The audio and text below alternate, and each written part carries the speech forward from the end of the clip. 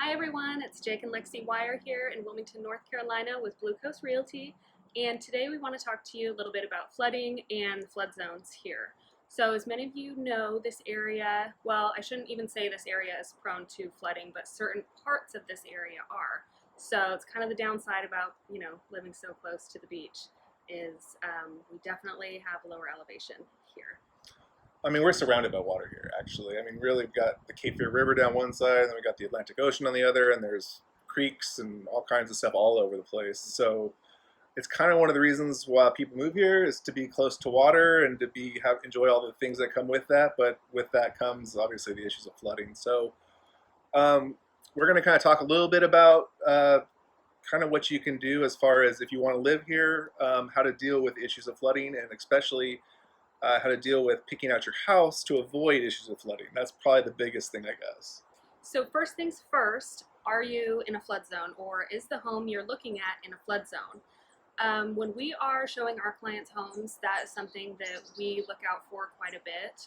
A lot of local people, it doesn't really bother them.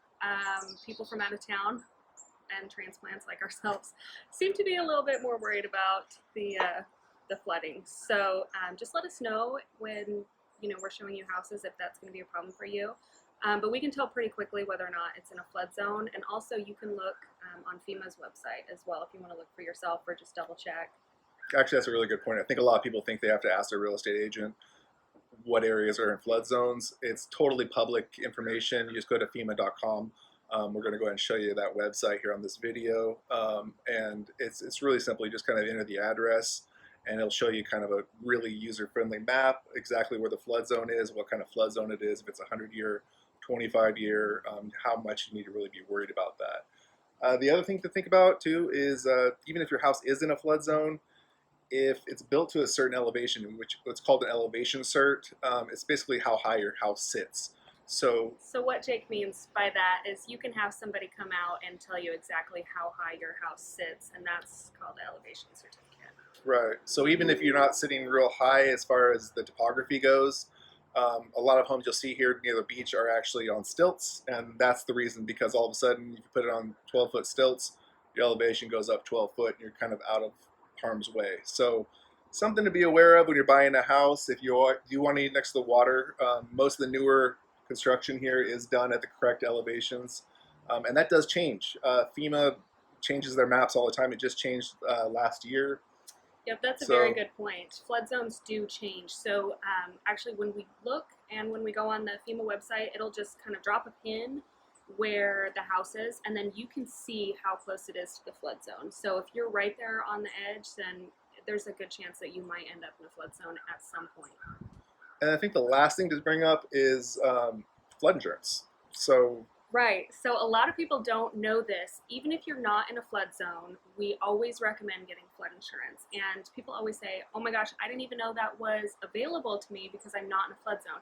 And actually, yes, it is available to you, and it's much, much, much cheaper if you're not in a flood zone.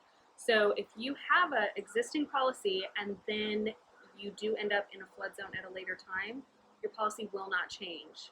So that's one of the benefits. Also, I mean, sometimes you just never know, and better safe than sorry.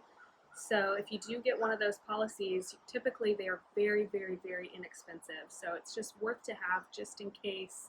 So you just peace of mind. Don't know, yeah. Peace of mind.